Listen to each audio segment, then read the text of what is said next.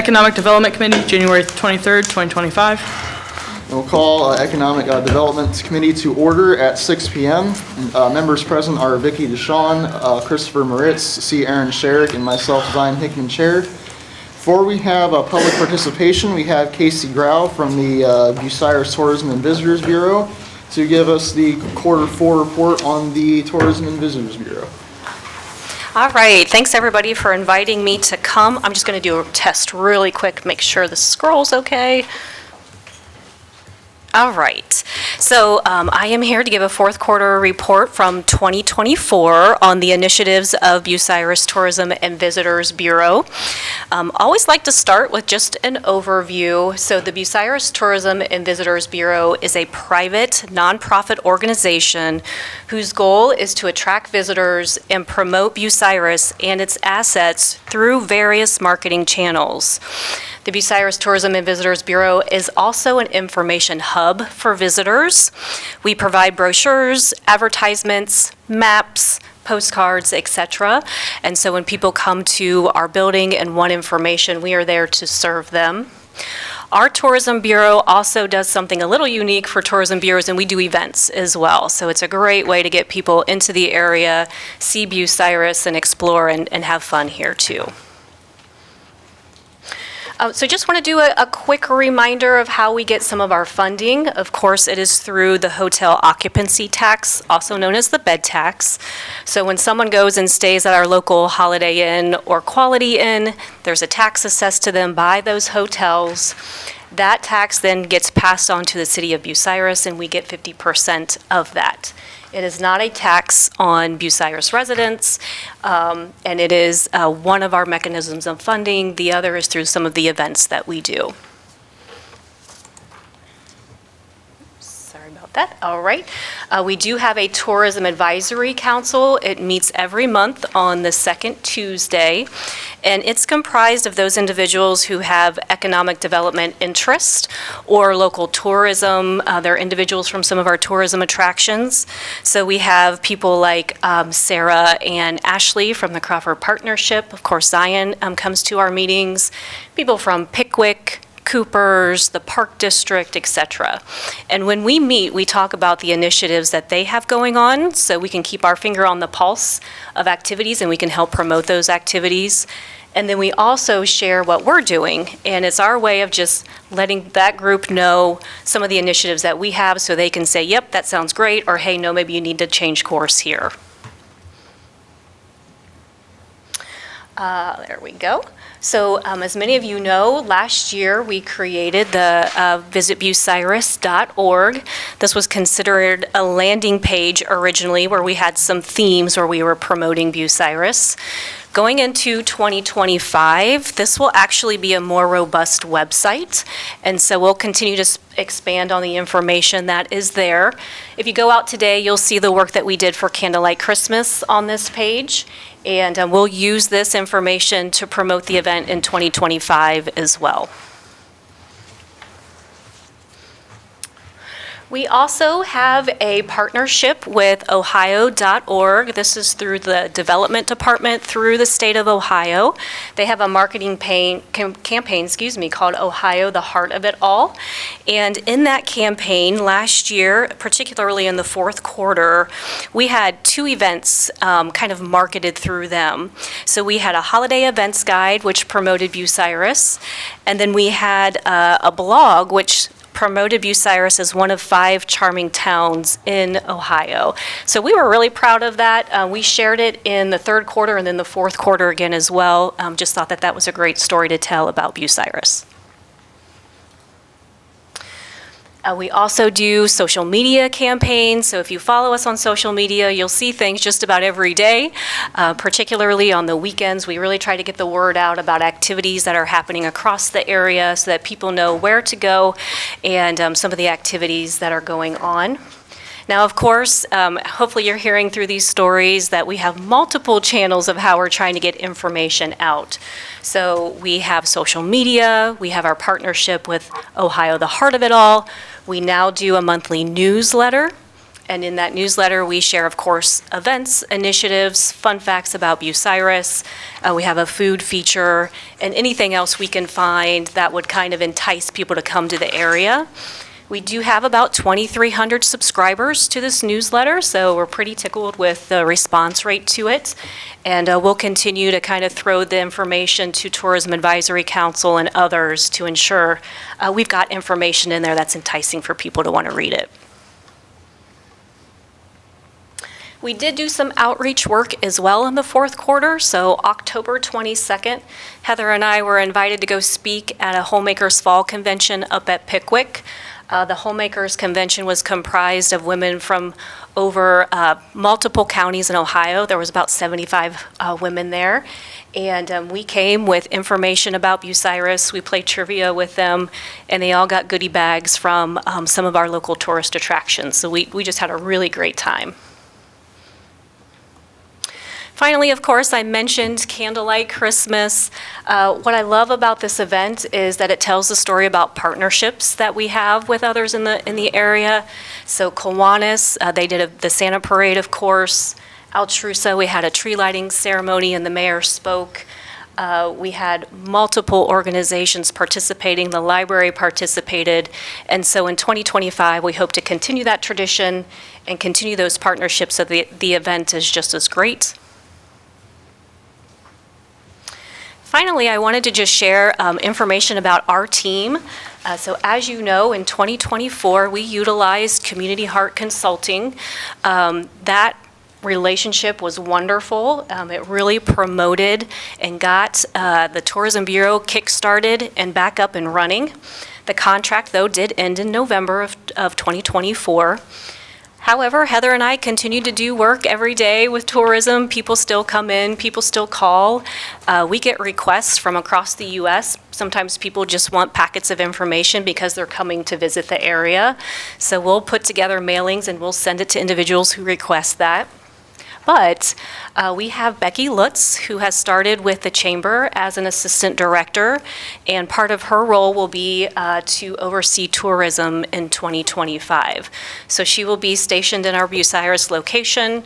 She's a great advocate for Bucyrus. She's grown up in the area, many connections between her and Heather. I think the whole community knows them. So excited for her to start. Finally, we just want to say, if ever you have questions, those watching online, please come see us. Please give us a call. We're there every day, sometimes 12 hours a day. If we're not there, it means we're out in the community, and we want you to feel good about the work that we're doing. We sure feel good about the work that we're doing. So if you do have questions, feel free to stop in anytime. And with that, I'll open it up to questions from the committee.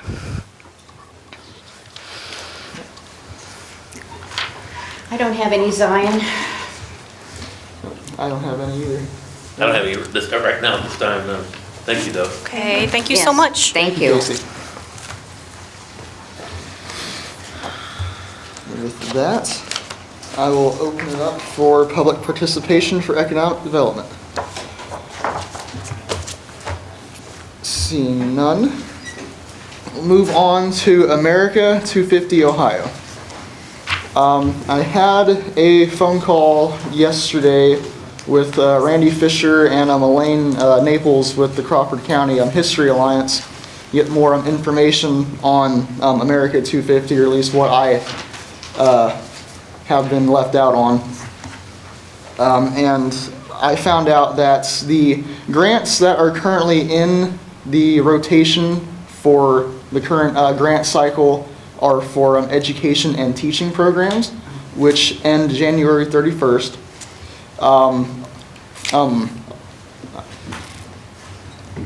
Trying to find where I left off. Elaine did suggest that if we are looking at revitalization, she suggested that AARP grants, community programs, and T-Mobile community grants or hometown grants would be sufficient for our community, especially the T-Mobile hometown grants for populations less than 50,000. Also was aware that the county commissioners signed a resolution in spring of last year, I believe, making the county registered as a America 250 community. Doesn't mean that we still can't do the resolution to make Bucyrus an America 250 city.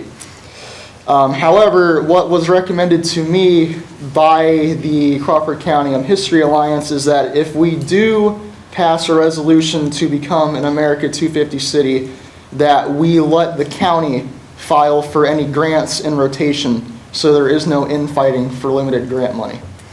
The current grants in rotation, like I said, for education and teaching are up to $5,000 per grant, and there's only 55 to 60 depending on how much they give out. I am not sure of what the next grant rotation will be, if there is one. But that was the information that I was given. And I met today with the county commissioners with the Crawford County History Alliance, which was pretty much just an overview brief of what the History Alliance does for Commissioner Price, who just started and wasn't aware of what the History Alliance did, and was a refresher for me because I was unaware of how involved the History Alliance was. And in that meeting, I was designated to be kind of spokesperson for Bucyrus on projects that we could do for America 250 in collaboration, of course, with the administration. They also told me that if the administration wants to reach out to them, I will get contact information from Randy Fisher for them soon. They don't have a website up yet, but I'm sure just getting in contact with Randy will probably be sufficient. And other than that, that is all I have. So like I said, we can pass a resolution, but it is recommended that we probably not pursue grants because they are very limited. Just let the county take care of it and see where they put it.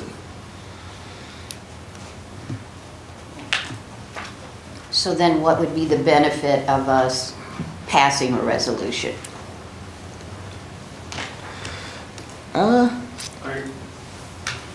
Excuse me, are you, does it point us out as being an American 250 city at that point when we pass the resolution? Yes, it would. Not just a county, it's a city also. Yes, it would also label us as just an America 250 city, along with being an America 250 county. Okay.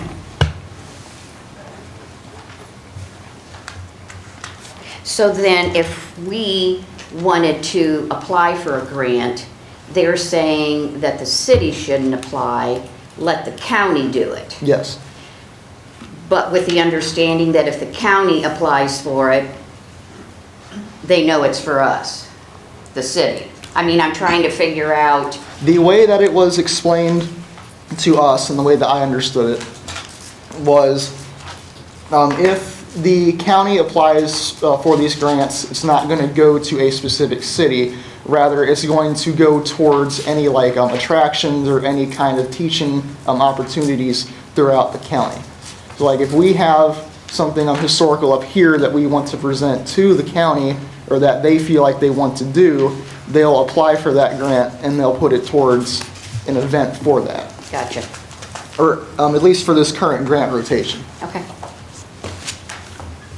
Like I said, I am unaware of what the next rotation is going to be if there is one. So, Thank you. is the committee looking to pass a resolution to become an America 250 city? Sure. Do I have a motion? You're going to make me make a motion.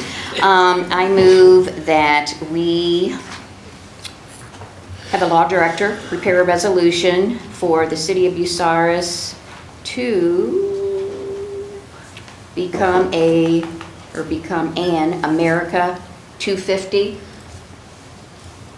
Ohio grant. That doesn't make sense. America 250 city. America 250 city. You want me to repeat that? No, because it's Thank already you. done. Oh, the resolution's already done? Wow. Yeah, we've got a very limited deadline, so we need to Yes. approve it on it. I'll second that. Have a motion by Mrs. Dishon, a second by Ms. Sherrick. All those in favor by roll call vote. Dishon, Yes. Moritz, Yes. Sherrick. Yes. I myself am a yes, that passes. Now, you said that we have a limited time. Does this need to be an emergency? Yes. As an emergency. As an emergency? As an emergency, do we need to go through that again? Yes. Okay. Make I'm a sorry. motion as an emergency. She's amending her motion. Motion to amend as an emergency. Okay. I'll second it. All right. We amended the motion as an emergency. Do it again by roll call vote. Ms. Dishon, Yes. Mr. Moritz, Yes. Ms. Sherrick. Yes. I myself am a yes. Motion passes as an emergency. Okay, now let me ask this question if I can. We're having to do this as an emergency because we have a filing deadline? Yes. So to become an established America 250 community, the deadline for that is January 31st, 2025, as well as if we were to apply for a grant, if that makes sense. So we would have to, like, even if we wanted to get a grant, we would have to be established and then also do the application.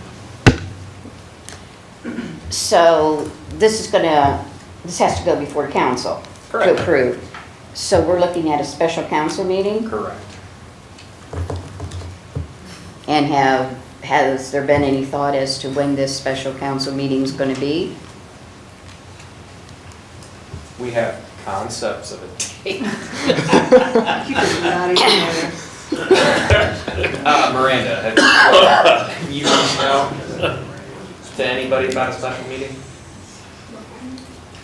We'll get on that. Okay. Because you know this is going to require everybody to be at the special meeting. Nobody can be absent. Yes. Minus one person. Well, yes. That's why nobody else. Yes, excuse me, yes. Yeah. We need at least 6 of us to be present. Right. And I may as well tell you right now, next week is an off week. And right now, I have had plans to be out of town both Monday afternoon and Tuesday afternoon, which is gonna push it a little I close. was gonna say, what about? But I can forego one of those days. I will forego one of those days, which would be the Tuesday. Well, why don't we do it on the 30th? I won't be here on the 30th. What about the 29th? That was Tuesday. No, that's Tuesday. That's 28th is Tuesday. Yeah, 28th, so, no, That's at the 29th. Oh, okay, 29th when I can't. Wednesday. Is everybody good on the 29th? I'd be fine with the 29th. That's the day I can't. That's the day you can't? That's the Wednesday, yeah, no. Okay, well, what about the 30th? What about those two out there? Kids? Oh, yeah, we gotta get that, some guys too. What date are you on at the moment? Currently the 30th. You're good? Jim, you good? Zion, you good? Yep. Aaron, you good? Yeah. Chris, you good? I do 30th. Vicki, you good? Mm-hmm. I'm good. Miranda, you good? Hey, I think we should have a special council meeting on the 30th. What time? Oh, you guys want to do 5 o'clock? Can you? Me, I'm done by 4. Yeah, that works for me. I'm not currently working. You're saying 5 o'clock on the 30th? 5 o'clock on the 30th. Okay. Yeah, my Wednesday got taken, so we could do it in the council meeting. All right. Special meeting on January 30th at 5. It's in my calendar. All right. Thank you. Moving on to appointing of new members to the Bucyrus Community Improvement Corporation. Mr. Gobrick, do you have who we can appoint to that? Because I'm not privy to that information. I was gonna say, I mean, anybody can be. What? Are you aware of the fact that we have an ordinance, number 46-2018, that established the Bucyrus Community Improvement Corporation, which I am assuming is the CIC? Correct. And I mean, in this ordinance, it sets forth who the, it says there's to be no more than 9 board members. And they shall include the mayor, president of council, auditor, chairman of the Economic Development Committee of City Council, which Zion was approved, his appointment in January of last year to be Right. on the CIC, and the service safety director. Right. So, I mean, doesn't this already say who's on the committee? But anybody else can be on the committee. And it says the remaining directors, if appointed, shall be appointed from the membership by the mayor Yeah. It's not, with the I consent. didn't catch that part. Well, yeah, it's Yeah, I right didn't here. catch that part. Yeah. So that's not anything that we have to do. Yeah, I don't think council has anything to do with Another one for this. Bruce's feather. Yeah, the one for have Bruce. fun, Bruce. I was gonna say, have fun, Bruce. Pardon? You can have this here. I'm gonna make it, I'll make another copy at home. There you go. You're welcome. All right. We're going to move on to open projects. Do we have any open projects we wish to discuss?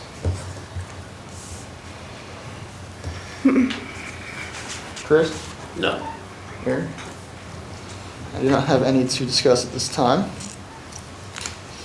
I'm going to open it up to a public participation one final time. Greg White, 1125 Hillcrest Drive. I understand the partnership is growing and stuff like that, but I don't believe the presentation had the information more about Bucyrus. The number of jobs that was actually created, the pay ranges, the name of the business, and what type of jobs were created. The presentation only said 50% of that number, but it's not showing the true facts about Bucyrus.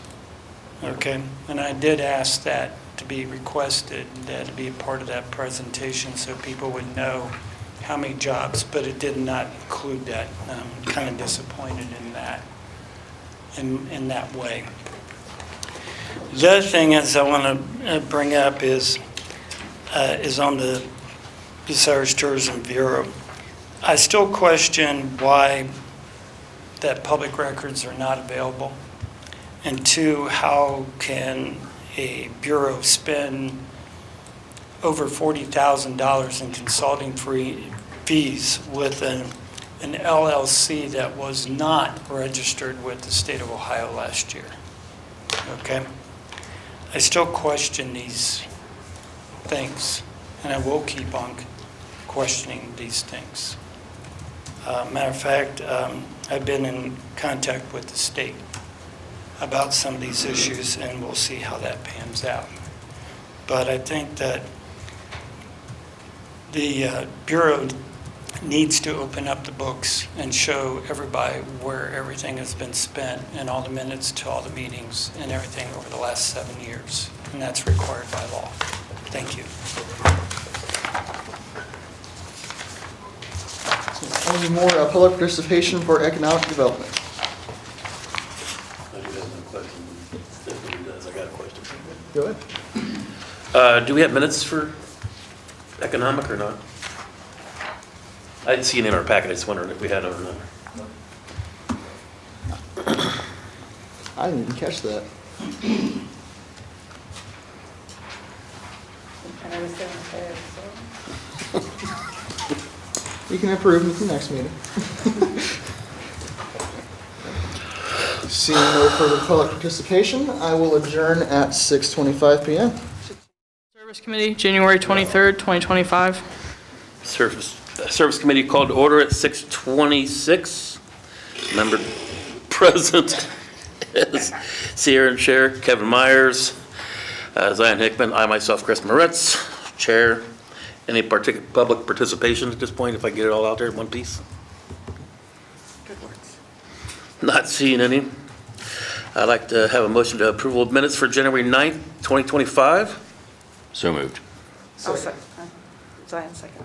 First by Mr. Myers, second by Zion Hickman. All in favor? Aye. All opposed? Motion passes. Any open projects anybody wants to talk about tonight? Any public participation now?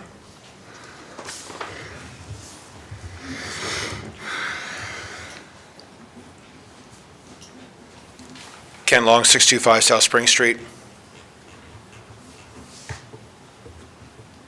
I know what you're here for. Good. Brandon currently has it. It's final form, hopefully, finished. And he's got to pass it off to each part of administration so they can sign off on it. Then we can bring it up. Any idea of a time? As soon as I get it done. Okay, thank you. Sorry, Ken. Ken. It's Ken. You call him Kevin? What's it, Ken? Greg White, 1125 Hillcrest Drive. I want to thank the people from the sewer, water, and drain people and stuff like that. They do have a grant writer on board, okay? And in 2024, she was paid $19,092.72 for her services and did a fantastic job, is what I understand, for that kind of money. And that it's budgeted this year for $10,000 so far, which I think is also fantastic, that we have a grant writer in those departments that are looking for grants for this city. That's what I wanted to say, because later on I'm going to bring up, why don't we have a grant writer for the other departments of this city? Okay? It was brought to my attention that she also helped out attain a grant for $1.2 million for the water tap project. Fantastic. So grant writers do work and do make money for this city. And I just wanted to thank the service committee and all the people involved in that to say that's showing progress, that maybe we ought to look at other areas too. Thank you. And Greg, to your point, if I could, Chris, a lot of those grant writers only get paid if we get the grant. Right. It's built into their, they get, if the grant is X amount of dollars, they get 3%, 8%, 10%, whatever. So that's a good point to make. Yeah, it's a good point to make, because grant writers also, we can actually make money back off the grant to pay the grant writers in the grants too. So why aren't we, it's not this committee, but I'll bring it up again later when we talk in the finance, but why aren't we looking at more contracts that benefits us more in the long run for like the parks, fire, police, and whatever? Why aren't we looking for maybe another grant writer to help us in those areas, to improve those areas of getting certain funds? Me and Kaylee had a nice conversation today about this, that there is all kinds of grants in other areas that can be accessed that can benefit this city as a whole, including those departments. Thank you.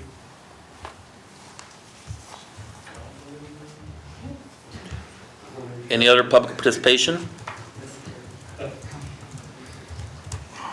Seeing none, I will adjourn at 6:30.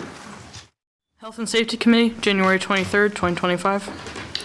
I call the Health and Safety Committee meeting to order at 6:31 PM. Members present are Kevin Myers, C. Aaron Sherrick, James Me, and myself, Vicki Dishon, as chair. First, we have public participation. Anybody wishing to speak to the committee, please come to the podium, state your name and residential address, and begin your talk. Greg White, 1125 Hillcrest Drive. It has been brought up in prior committee meetings about the fire department manning requirements of 6 to 4. It was brought up by Mr. Myers that this needs to be brought to the floor. I think it's now time to bring this to the floor. I think it needs to be addressed to full council. Let full council vote. That way the residents and the citizens of this community know where our council people stand on this. I'm not speaking ill will about the fire department or the members of it whatsoever. However, I think the talk of the talk needs to stop and action needs to be taken. Thank you. In response to Mr. White's comment, I did talk with the Service Safety Director Tuesday evening, as well as Mr. Myers, about this very issue. And because I did not know if I should have it placed on our agenda for tonight, and I was told that nothing was to be addressed at this time. That's his call. Correct? Mr. Starner? Yeah, we're gonna have a town hall meeting. Excuse me? We're gonna have a town hall meeting, There's going to be a town hall meeting to discuss this very matter? all that matters. I think the one I mentioned. Oh, the one, okay. Yeah.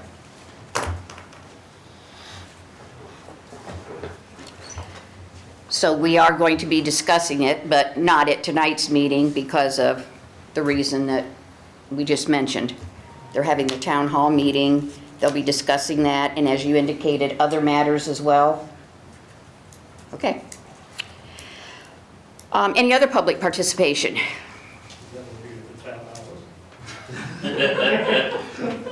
Sorry, we're couldn't be there. I mean,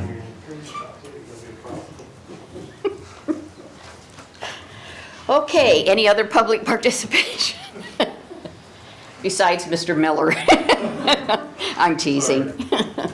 No, I needed that laugh. Next will be the approval of our December 19th Health and Safety Committee meeting minutes.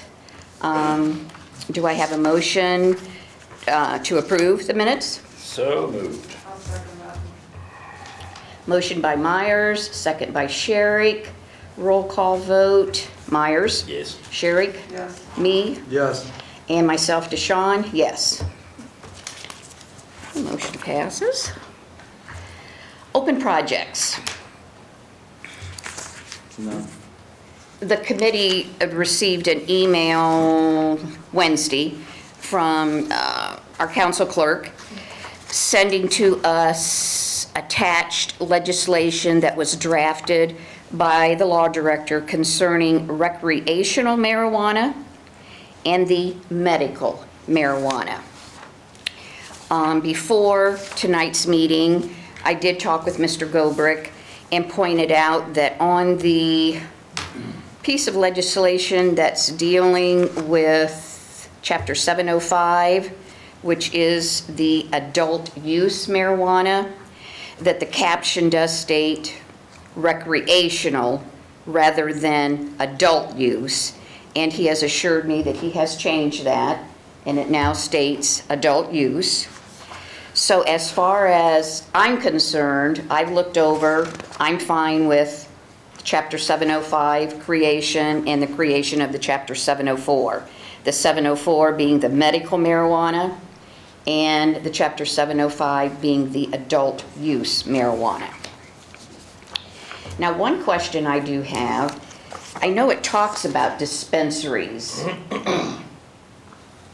because our council president emailed to us documents, news clippings, what have you, from Upper Sandusky, talking about their dispensaries. And I guess I just want to make sure, do these cover dispensaries? I mean, all that was put into our committee was the marijuana regulations. Yes, they do cover dispensaries. Because I know it says on here, retail dispensaries. Correct. I just wanted to make sure. Correct.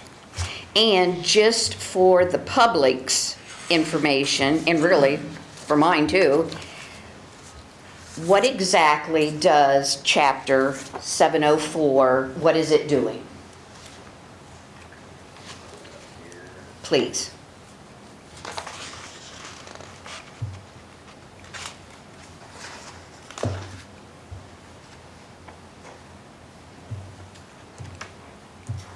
Just, a brief overview of, Right, so Jim and I had talked about this. Once we pass this, we're able to tweak the zoning code and they can work in tandem as to where you put it, what gets put where, and what particularly to do with marijuana can actually come in. So we've got, in the adult use one, we've got retail dispensaries, cultivators, processors, testing laboratories, and then that's it. okay. So these chapters are setting us up to allow dispensaries to come in? Correct. Okay, No, platting will be where they go, and it would be a permitted use, I believe, if that's what the legislation will say. Correct. and you say plating, but now, because we have our special ad hoc dealing with the zoning, is that, That's just gonna move zoning around the city to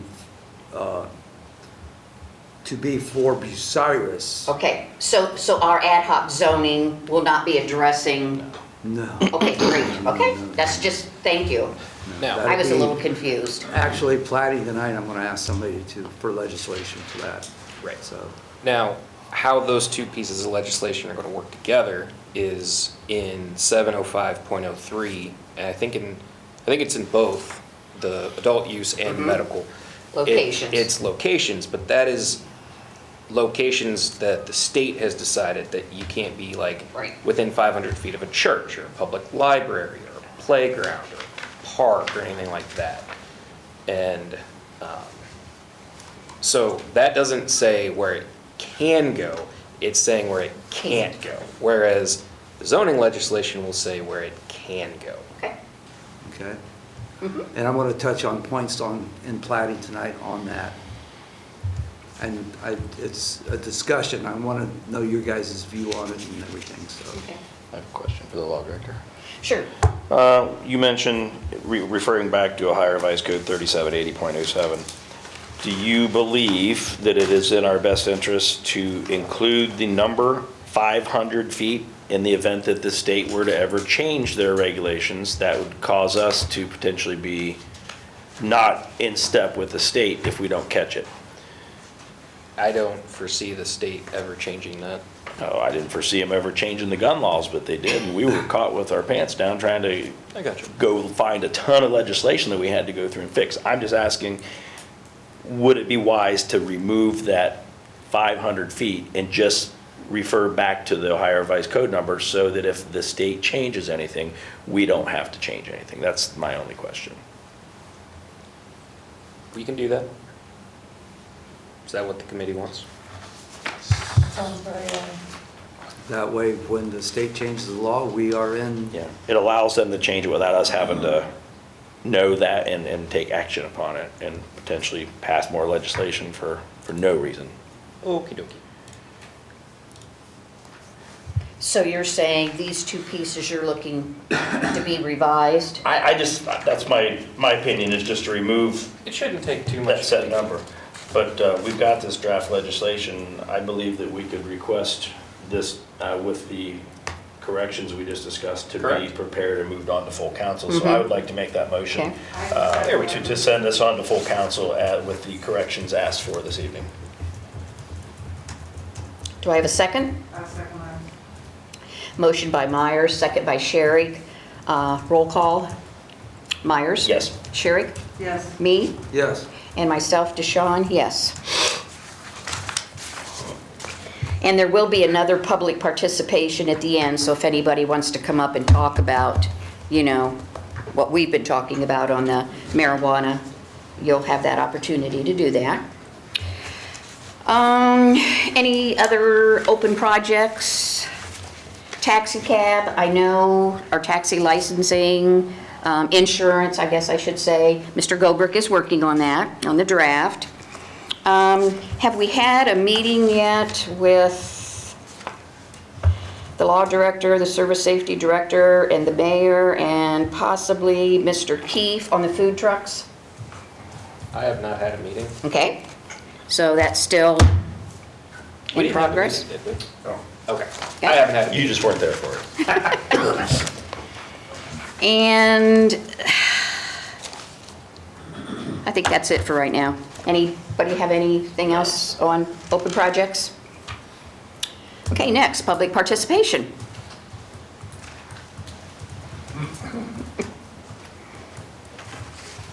Gary Miller, 800 Rogers Street. Actually, what you suggested, Kevin, would be less work for you, right?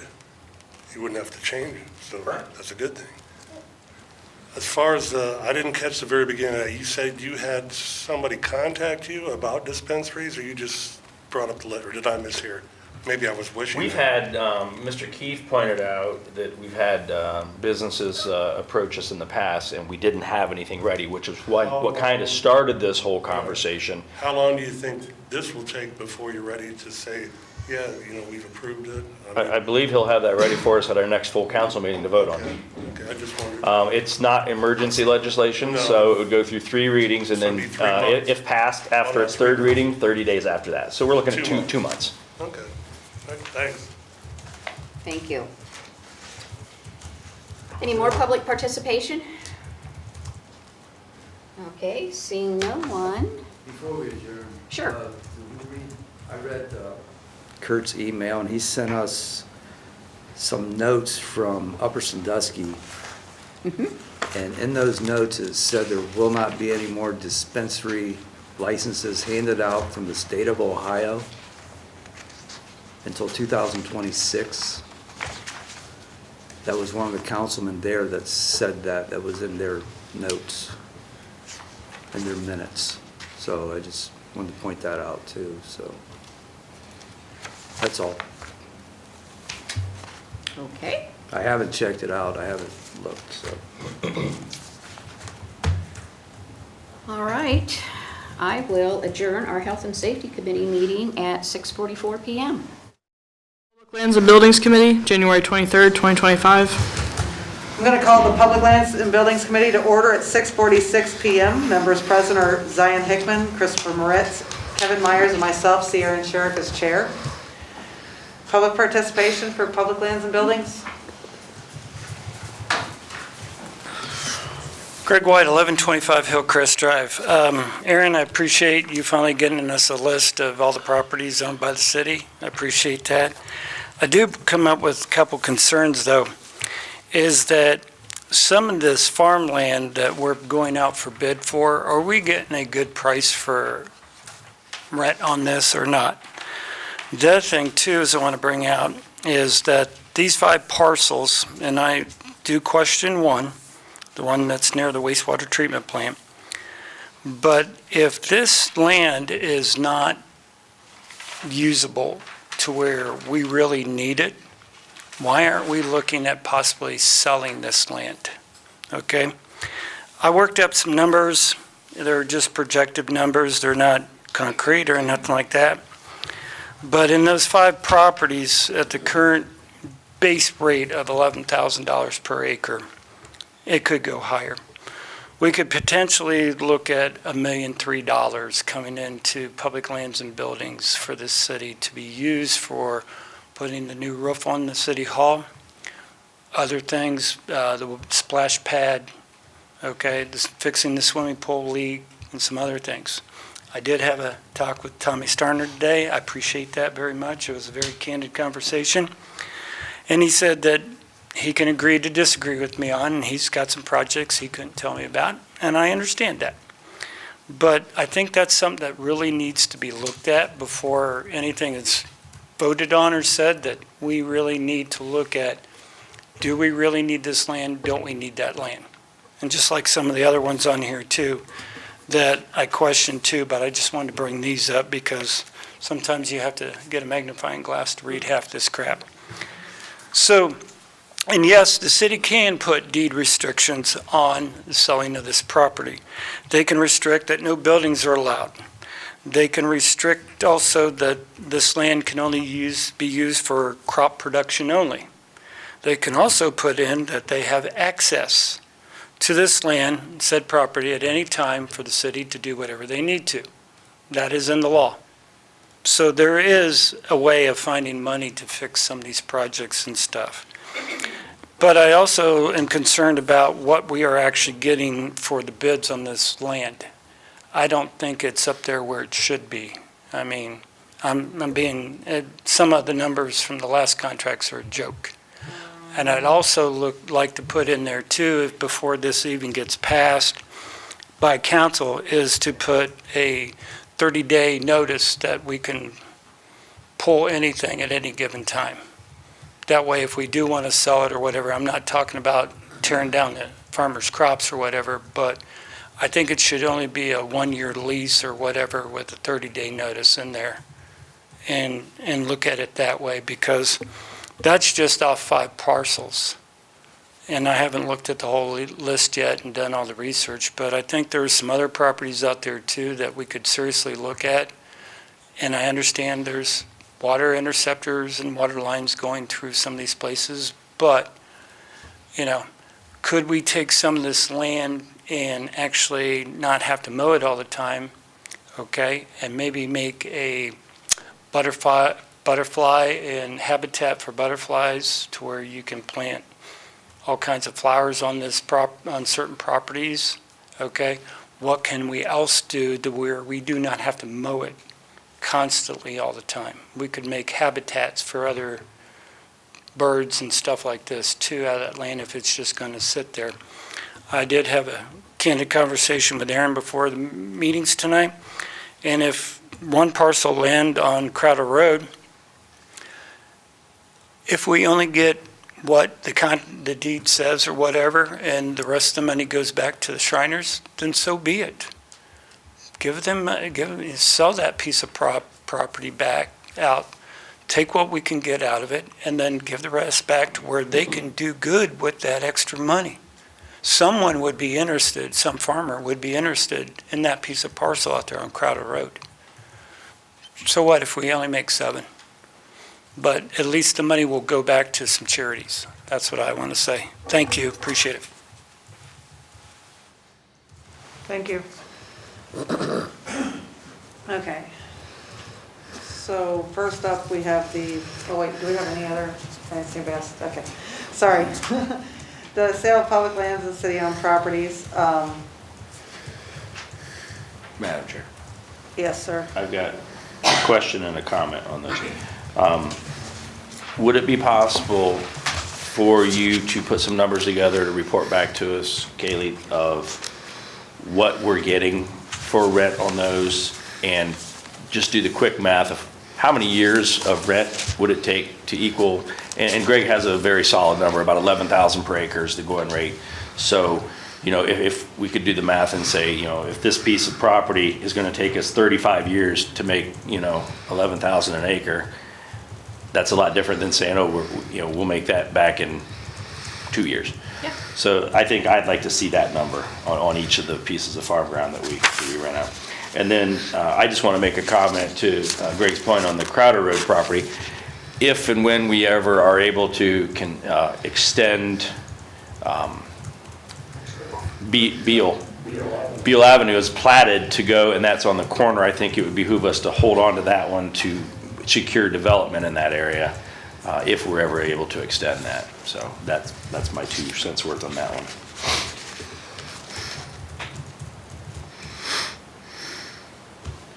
Okay. Anything else on these right now, or it's just nice to finally have a list for everybody to look at? Okay. So then moving on, the America 250, we already took care of that, the other one. So we're at farmland bids, what do we have to do for the farmland bids right now? They're done. You just have to make motions. I do agree with Greg though about the 30 days. Maybe throwing that in there. It'll be in the Or lease. it's in what? It'll be in the lease. It'd be at least, yep. Yeah. I do agree with that. Is there a reason that we have to act on this tonight, or can we wait and get those numbers from the auditor at our next No, you meeting? can wait.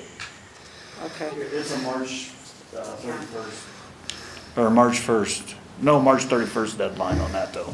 And can I just bring up? No, it's April 1st. April 1st, Yeah, yeah. it's April 1st. Yeah. Just bring up a First, April concern about the 1st. 30 days. My only worry is that a lot of those places are farmland, and I don't know about crop rotation. If they have like planted something, invested all that money into it, and then we only give them a 30-day notice, Yeah, there's, you know, I don't know if that could fall back on us for anything. Just something to think about. If it did come to that, you could give them a 30-day notice to let them know that a sale could happen, but they would have to be allowed access use for that crop cycle. Okay. Yeah, that's a good idea. What happens though, when you say there's a deadline of April 1st, what happens if we don't do anything by April 1st? Then it just sits there. That's my point. So it's really not a deadline. That's when the current lease expires. So if for some reason, I think she'll be able to get us these numbers and we'll make a decision by then. But if we don't figure anything out till June 1st, we would just go out to bid at June 1st, right? Sure. Okay. I just wanted to clarify that. And I would like to clarify to everybody that the renewal, the automatic renewal will have to be passed through council. But that'll just be like a yearly thing until we decide to use the land for something else. That will also be in the lease. okay, so we're gonna wait till we get the figures for the next meeting, hopefully. Yeah. All right, so going off from there, do we have any open projects we need to speak about? I do not. Any more public participation for our public lands tonight? Vicki Dishon, 1108 Hillcrest Drive. Back on our farmland bids. When they were referred at Tuesday night's council meeting, it was referred as 1, the Keys Road, 2, Southern Avenue, and 3, the 2 parcels out at the airport. There was no mention of the State Route 98 on Othwaite Reservoir. I just want to make sure that we've referred to the committee all the farmland bids that are up to expire. So maybe double check that, and then at the next council meeting, make the Refer the rest of them. referral. Then, we have to remember that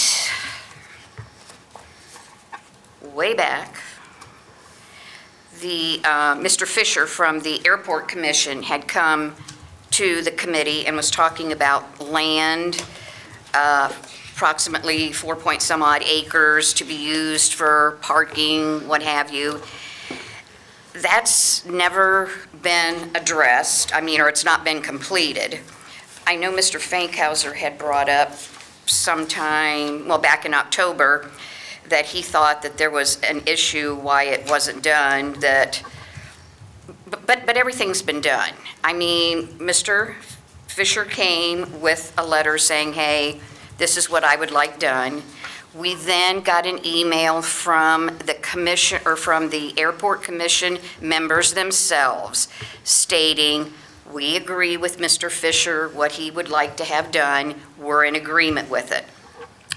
Well then, according to the codified ordinances, there also had to be an approval by Kevin DeTrey, the airport manager, which he did that. And that's all in the council clerk's office. That's been done since March 21st of last year. So I'm wondering, we need to get this taken care of. If the committee is of the opinion that they're going to not have this 4 point some odd acres leased, and that was one of the reasons that Mr. Gernert, the former law director, said, well, we need to make sure that when we do our leases in 2025, that we aren't leasing out this acreage that the city is saying we're going to allow the airport to use. Okay, I spoke with Kevin DeTrey this afternoon, and because I questioned where of the acreage was this 4-point-some-odd acres coming. Because if you look at the pictures that you've been given, we have one parcel of 52 acres. Well, when I say one parcel, it's 52 acres that consists of 3 parcels, because there's 3 parcel ID numbers. But it just says 52 acres. So we don't know, okay, of that 52 acres, is the 4-some acres that we're going to allow the airport to use, which permanent parcel number is that coming out of?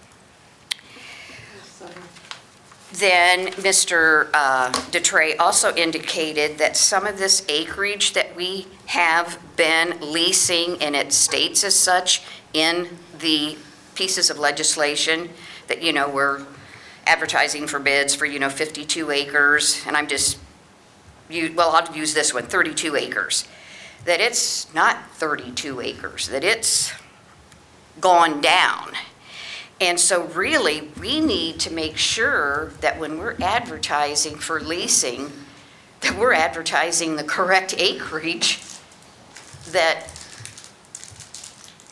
we have available to lease. Now, in talking with Kevin, he also indicated that, and I think Mr. Starner, he said that he had some conversations with you, that we're probably looking at doing some surveying to make sure the proper acreage, and again, definitely for this 4-some acres that the city's gonna,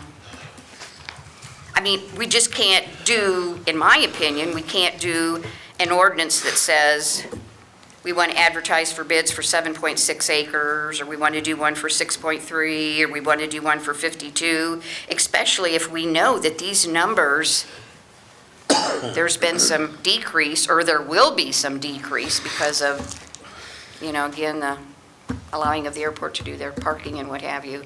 So that's, and then another reminder, I'm sure, Mr. Gobrick, you probably know this, but when you advertise for bids for land, that's a 5-week advertising.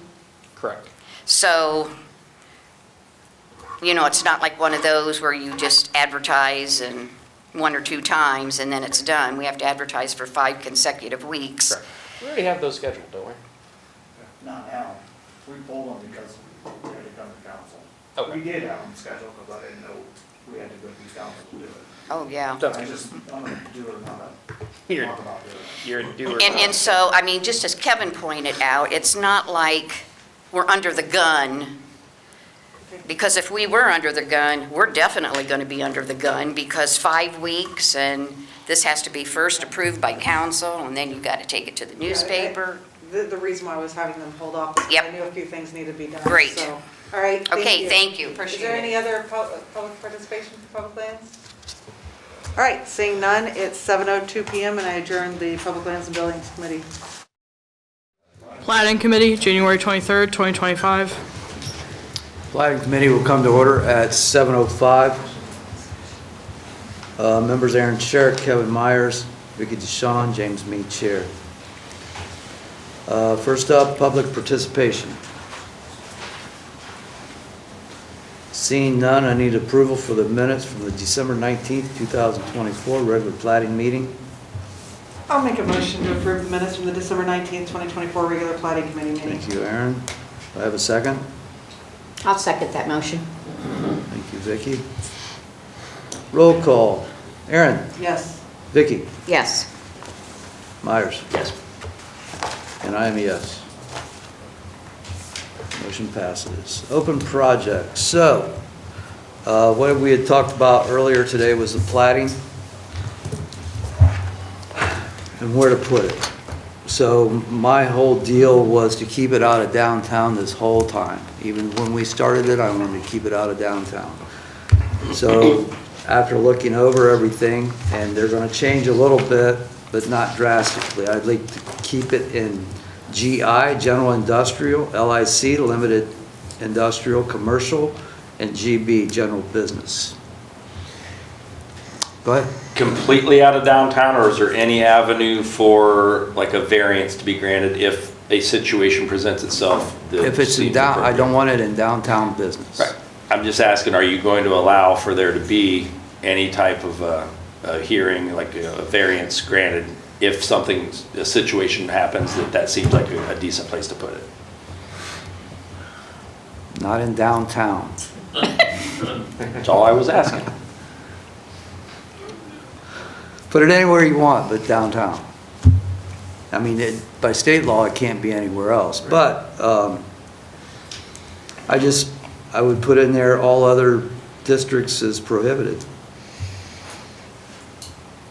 And we have to have something in platting so the zoning can permit it.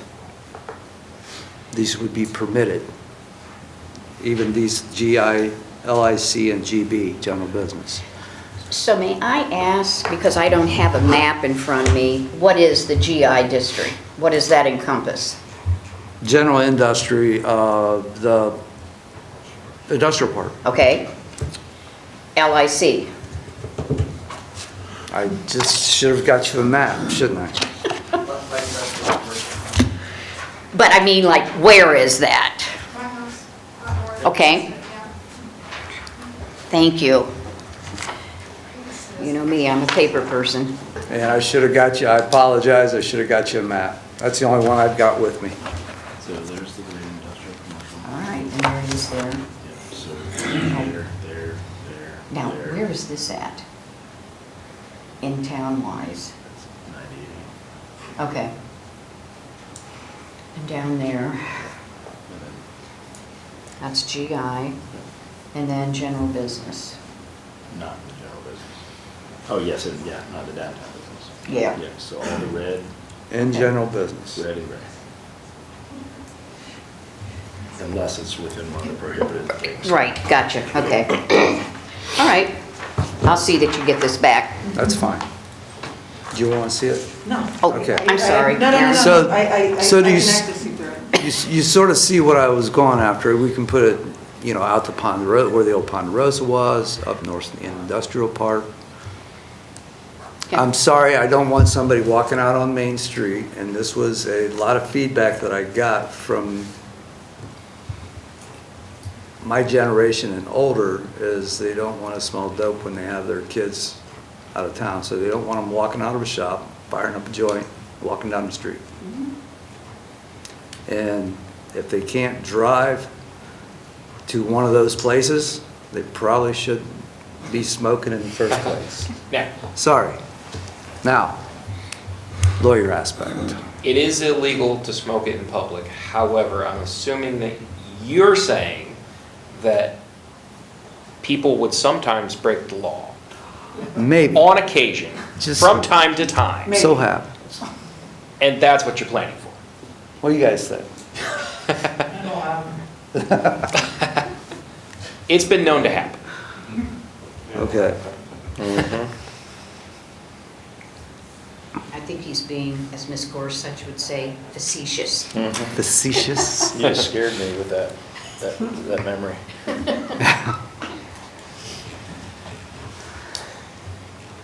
So what do you guys think? I get your opposition. My only thing that I want to say is we are actively trying to get as much business and revenue in town as possible. So I really think we ought to at least consider having an avenue for a variance to be granted. And I'm just going to use it as an example. The old Huntington Bank building. I don't know what the plans are for that, but let's say that somebody wants to put one in there and they say, okay, we've got enough parking, we've got this, we've got that. I just think if there's nowhere else for them to go and an opportunity presents themselves, I think we ought to try to err on the side of the people that we're looking to come and spend money in our community and invest in our community. I'm not saying we have to say yes to it all the time. I think that we need to have an avenue to entertain that thought and have a conversation about it. Okay, I'm flexible. And with that, Jim, you can put in there, we're not just gonna say yes to that area. If you want that area, we have to go to whatever you set up, whether Would it's you the say BZA. BZA or? I think the BZA is fine for that. Yeah, the BZA would be. I mean, I think that's kind of fitting. That's where Okay. everybody goes for those. It seems like we all agree on that, so we'll contingent on the BZA. And so are we asking for legislation to be drawn up? I was gonna say, I need clarification on that. Yeah. We are? Well, we kind of. Yeah, because I want it to coincide with what we already have on the table. I want Cool. that. So I'd like to make a motion to Can- have this legislation drawn up and drafted and brought back to the. Can it be added into the current legislation that's in health and safety? No. But Okay. can't, no, because they can't, zoning can't permit out of it, I believe that's right. Okay.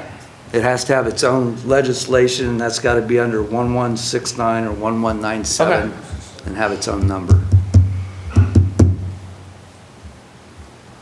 So Aaron, you already made a motion? Yes, I I'll made a second motion.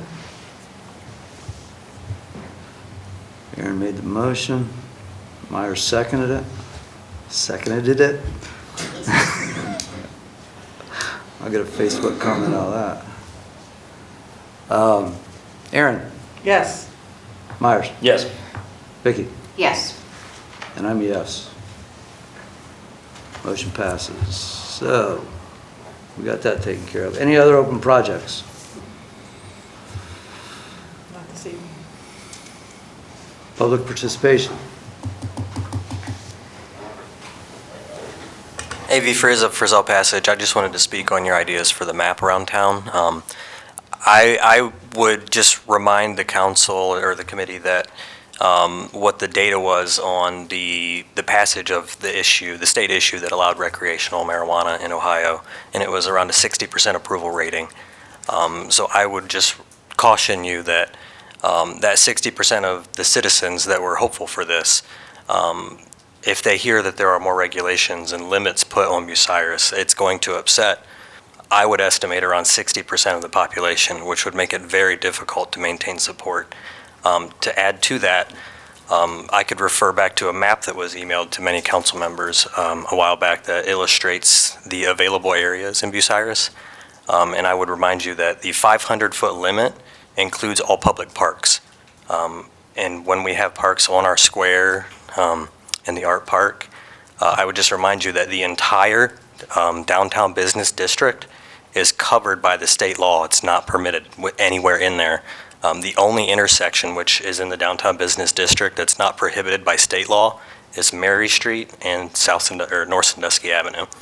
That is the only intersection, the only area that's not within 500 feet of the churches and the parks that exist and will not be taken out. So I think you're creating unnecessary limitations on the locations for these facilities.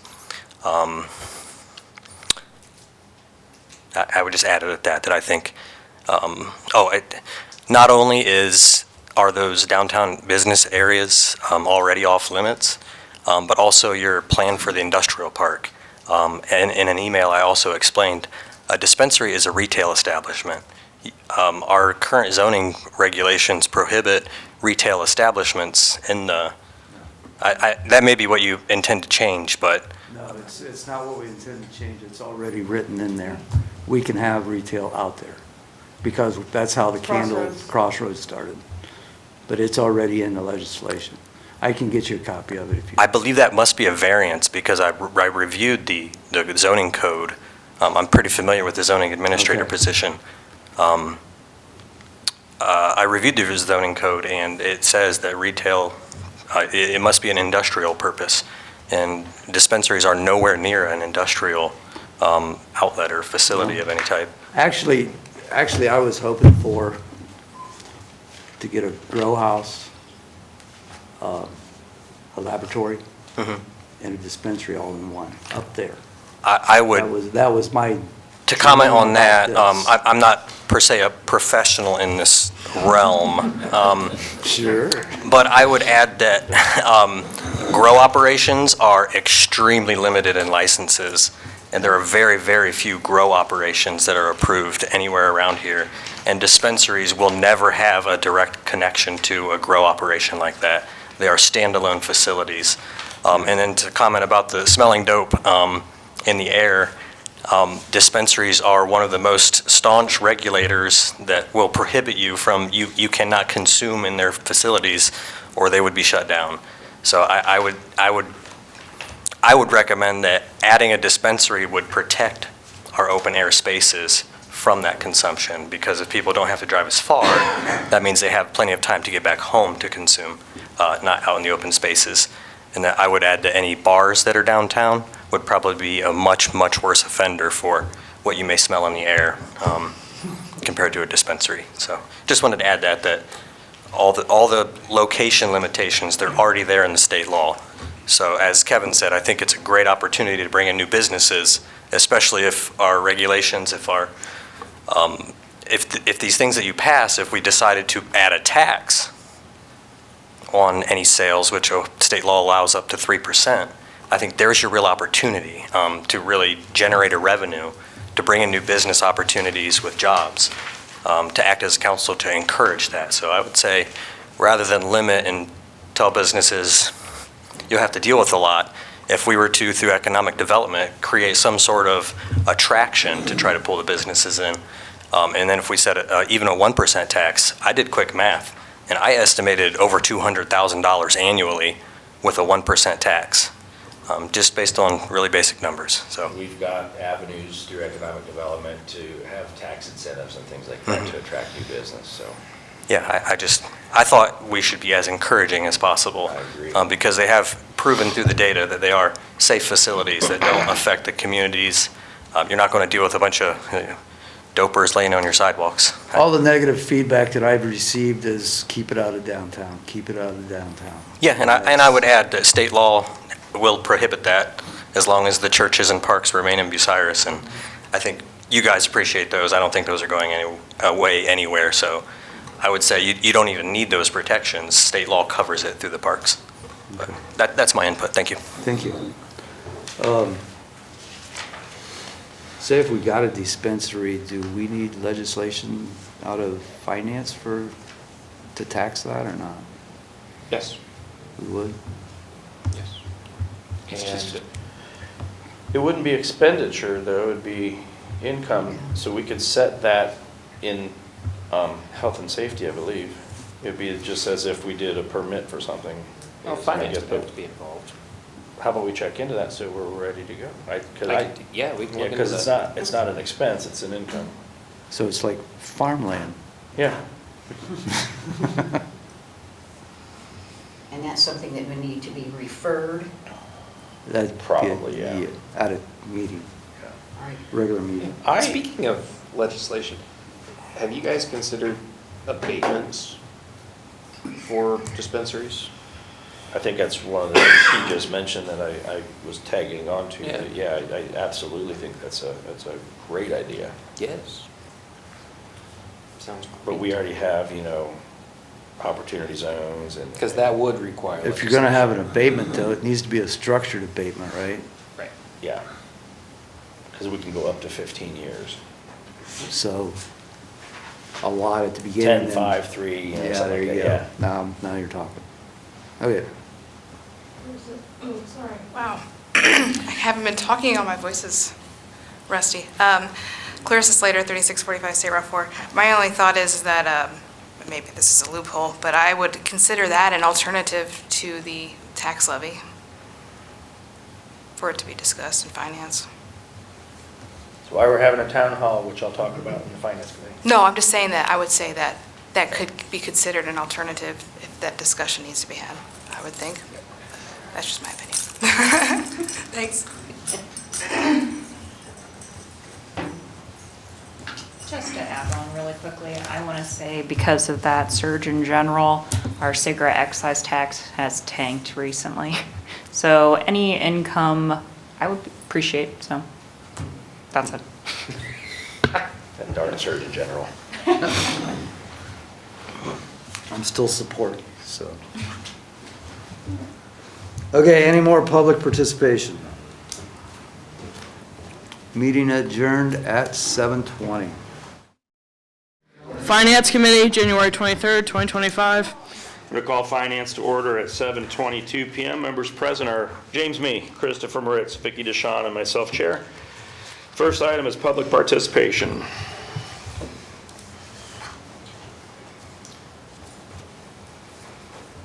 Greg White, 1125 Hillcrest Drive.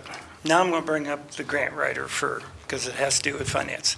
I really do believe we need to look for a grant writer for the other departments of this city. We need to find some money where we can use that to our advantage.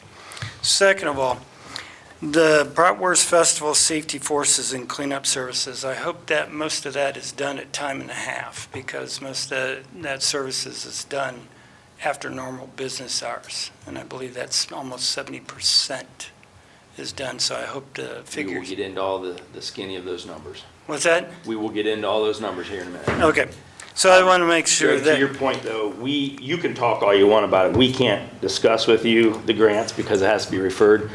So I will make a note to refer it so that we can then have a purposeful discussion. And I know we're going to talk about setting a town hall. I think that's something to Okay, talk about. that's my next agenda, on my agenda.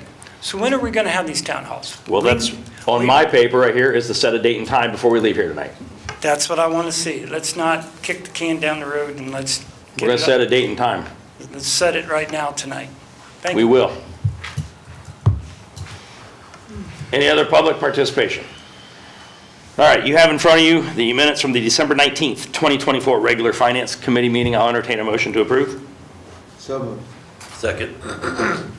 I have a motion by Mr. Me, a second by Mr. Moritz. Is there any further discussion?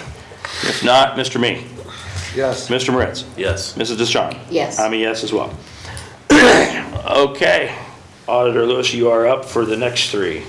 Just a little explanation for those who have just recently become introduced to local politics and watching our meetings. Every year, we do a reimbursement from the enterprise funds to the general fund, and that's because different departments like council and the clerk, legal, advertising, the mayor, the auditor, the treasurer, the law director, and assistant, they all do service. This is for the enterprise funds, so this is taking a percentage of the expenses and reimbursing them to the general fund from your utility bills, basically. The following is a breakdown of the enterprise fund reimbursements for 2024 actual expenditures, no percentage changed. For council members and clerk, the 2024 expense was $132,229.49. 75% of that amount would be a reimbursable $99,172.12. From legal advertising, the 2024 expenses were $3,699.98. 75% of that is reimbursable, being $2,774.99. From the mayor, 2024 expenses, $79,368.63. 50% of that is reimbursable, being $39,684.32.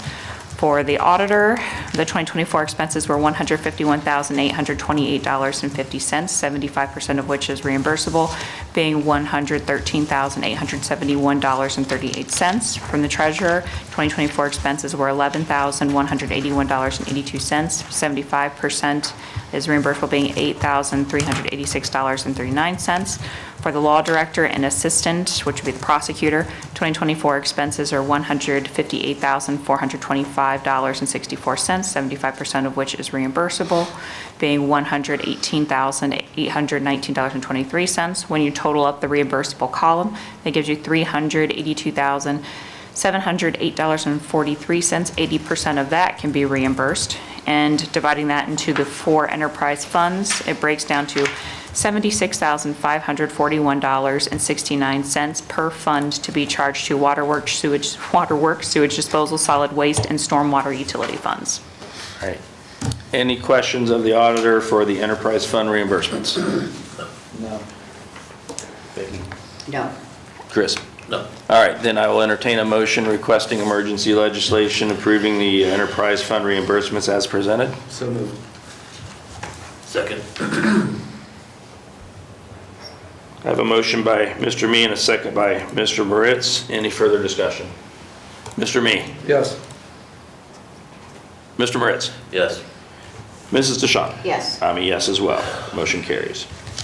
All right, you're back up, Auditor. This is for the appropriations for the reimbursement to the general fund from the enterprise fund. So in the solid waste fund, under program 5710, solid waste management administration, and item number other uses, we budgeted $76,000. We are $541.69 short, so we need to appropriate that onto that line.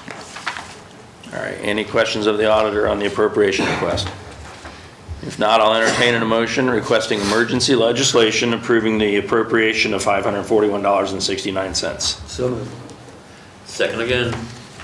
All right, I have a motion by Mr. Me and a second by Mr. Moritz. Any further discussion? Hearing none, Mr. Me? Yes. Mr. Moritz? Yes. Mrs. Dishon? Yes. I'm a yes as well. Motion carries. Auditor Lewis, you get to go again. I like to hear the sound of my own voice, not really. This is for the transfer of, for reimbursement to the general fund from enterprise funds. For the purpose of reimbursing the general fund for enterprises relating to the operations of enterprise funds, we want to deduct from Fund 701 Waterworks Fund under Program 7520 Waterworks Administration and 21 Personal Services, $2,541.69. We want to put $2,541.69 into the Waterworks Fund 701, Program 7520 Waterworks Administration, and into item line 28, other uses. All right, and what is the other use for that? Other uses, that is where it's budgeted for the reimbursement. So, in a couple funds, it's under, because I was trying to balance the budget, and I went off of what we used last year for the reimbursements, which was $74,000 roughly. That's why we're a little less in a couple of the funds. Any other questions of the auditor? Hearing none, I will entertain a motion requesting emergency legislation for the transfer in Fund 701, the amount of $2,541.69 from personal services to other uses. So moved. Second. I have a motion by Mr. Me and a second by Mrs. Dishon. Any further discussion? No. Hearing none, Mr. Me? Yes. Mrs. Dishon? Yes. Mr. Moritz? Yes. I'm also a yes, that motion carries. All right, on the topic of the Bratwurst Festival Safety Forces and Cleanup Services, Jim, I know you have something to say. I'm going to say my piece first and then let you have your chance to say your piece, and then we'll go from there if that's all right with you, sir. I think it's just a discussion to find out. Yep.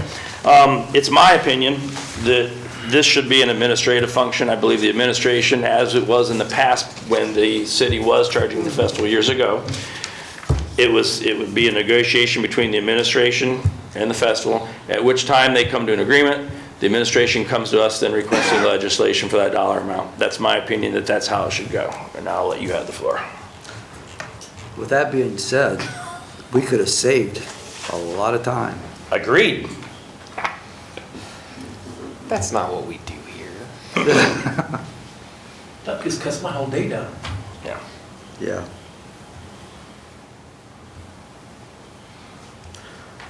Whatever the agreement is, I think it should be split in between the police, street, and fire on a percentage basis. I mean, how much we're going to charge, that's going to be up to the negotiation, so that just sort of mutes my whole... And that's my opinion, and I think part of that negotiation would be to dictate where that money gets put once it's given to the city. And that's pretty much, that would be our job. Well, I mean, I think that would be up to them to negotiate, and then it would be in the legislation that we would request. Okay. Does that sound right, Kaylee? Better. Yes, if you guys wanted to put in a breakdown in the legislation about what percentage of the money could go where, I'm fine with that if it can legally be done. I would. My 2 cents worth would be whatever they want to bring to us. You know, they know that better than we know that. That mutes my whole argument, so let's try that. That's my point too. They're gonna know more than we do, even though we get numbers in front of us. They're gonna know how it translates to get these numbers better than we would. It goes back to my whole thing that I've mentioned multiple times here, let's let these guys do their job. We don't need to be passing a bunch of laws and passing a bunch of ordinances, and, let's let them do their job. Do you guys have any comment? I'm good. I'm good. I'm good with that idea. All right. We have a representative from the festival here with us this evening. Chris, did you have anything you wanted to say? I need your name and residential address and position. Chris Iker, Bratwurst Festival Board of Directors. My residential address is protected under Ohio Revised Code due to my employment, so we'll give 330 South Sandusky Avenue, Bucyrus, Ohio. A lot of what I have on my 2 sheets of paper that I came up with is kind of half null and void because essentially it was going to lead to this, what just happened. Irregardless of what was decided on as the figure, it was going to be under the threshold, making an administrative decision, and I was going to recommend and ask the committee to please refer it back to the mayor and service safety director so that we can negotiate everything. A few things I do want to point out, though. Don't mind me if I move around. I like to talk and I like to move. I'm going to try not to touch that, though, because I saw how that works out. Couple things to throw in there. In the past, it's been made a comment about us sharing the PERS contribution. The city has to provide 14% of the PERS. The employee provides a 10% contribution to the PERS. You're making that anyway because you have full-time employees. The couple hours of extra time that's used to help clean up the festival is a drop in the bucket compared to what you're already doing. So asking us to pay that is a little excessive. Overtime for police and fire, the 2 points I want to make on there is they both do great jobs. The fire department's already on duty, and there is no proof that there's an increase of fire department response due to the festival. Just to kind of prove that, in 2024, there were 2 calls for service from the fire department downtown. In 2023, there were 4. Last time I talked to the fire chief, they averaged 10 calls a day on a normal day. So 6 over 2 years doesn't justify adding overtime and billing us as a board for that. As far as the police department, it's the city's responsibility to provide a safe, secure environment for their citizens and their residents, citizens and visitors. This is an event that brings people in from all over. Some of them used to be from Bucyrus and enjoy the safe, secure environment that's here. So again, charging us for overtime in the police department when you're doing exactly what needs to be done by a city for their residents and their visitors. Bear with me as I kind of go through here. As far as services we do use, in the past we've used a garbage truck Friday morning and the crew that's already on duty getting paid for that day. Saturday we've used 1 garbage truck, 1 driver, and festival volunteers are the ones that put the garbage in the back of the truck. So again, the only real overtime for that is 1 driver Saturday morning for the half hour to an hour that it takes to drive through town. I'm being told too from somebody that used to do it. About 2 hours. And on that same note, cleanup. That happens at, around 2 a.m. Sunday. I know from when I was much younger and had a family member working for the city, most city employees volunteered outside of their department to come in and do that. Until you've seen Linda Friend, who used to be a water department employee, riding on the back of the garbage truck, throwing garbage in there. That shows the dedication from the city employees on this. All crews do an absolutely amazing job cleaning up after this event. I cannot commend those people enough for what they come up there and do. But again, we're looking at a handful of people at 2 a.m. cleaning up our community, which they're going to do anyway, because any other event downtown, they still clean up. They still collect the garbage. They just might not do it on Sunday morning. They might do it Monday. If we want to wait till Monday to clean it up, that's a decision that can be made. But either way, it's a responsibility that falls on the city either way, whether there's a festival or not a festival, whether it's a First Friday, whether it's the 5-0 bike show, whether it's the car show. It's still something that's going to happen. In the past, there's been comments made about fuel costs and the festival paying those fuel costs. According to Google, on average, a dump truck and garbage truck, same type of chassis, uses approximately 5 to 6 gallons of fuel per hour. You're looking at, 10 miles total that they're going to drive from the street garage to downtown to the north end, back to the street garage. Diesel fuel's $3 and some change right now, so you're looking roughly, doing math in my head's hard, it's one time, $30-ish? That's, again, and it's fuel you buy in bulk that you've got sitting in your tanks. Those are just all things I want to keep in mind, and again, my whole point from coming up here tonight was going to simply be to say, this needs to be an administrative function where members from the festival sit down with the mayor and service director and negotiate this, and then bring it to this committee for a final decision, and then council. I commend both Mr. Me and Mr. Myers for saying that. Just a couple other things to throw out there as a kind of shameless plug while I've got it. This year we're saluting educators, and the date of the festival is the 14th, 15th, and 16th of August. We hope to see everybody down there. And if you want to come volunteer to help us do this, whether it be slinging trash, sitting in the office, greeting visitors, anything, we would love to have any of you. Thanks for your time, and Thank you, look sir. forward to working with you. Mr. Me, is there any open projects that you wish to discuss this evening? No, sir, I'm good for tonight. Mr. Moritz? I'm also good for the night. Mrs. Dishon? I'm fine. All right. I was looking at some possible dates for a town hall. I want to give ample notice, and so I'm looking at, when we go into February, we have meetings the week of the 3rd, so I'm looking the week of the 10th. Monday, Tuesday, Wednesday, or Thursday. Wednesday's not going to be good because that's when we're having our public hearing. Okay. So Monday, Tuesday, or Thursday, that would be 10, 11, or 13 of February. Those days are fine with me as far as I know. What day? I have family dinner on Mondays, I won't miss those. All right. How about the 11th? Hey, the 11th works for me. Give me a time. I'm thinking 6 p.m. That allows people to get off work and have ample time to get here. Any objection to that, Mr. Me? Nope. Mr. Moritz? No. Mrs. What Dishon? time did you say, Kevin? 6. 6, that's fine. Mr. White, your thoughts on a 6 p.m. time? Does that fit within the realm of fairness? I think that's fair. All right. But I think you ought to have more than one meeting. Well, we'll decide that after we have our first one. Yeah, See how it goes and what questions are left unanswered. agreed. So we said Tuesday, February 11th. at Tuesday, 6 February o'clock 11th at 6 p.m. in council chambers. in council chambers. Good. And I'll work with Miranda to get that notice made, and Bonnie.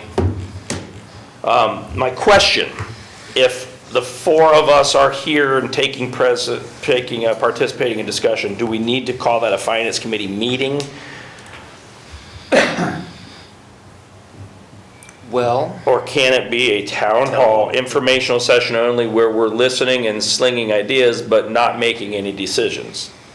I just want to make sure we're covering ourselves properly. do you plan on talking amongst yourself and participating in the discussion? I absolutely believe we should.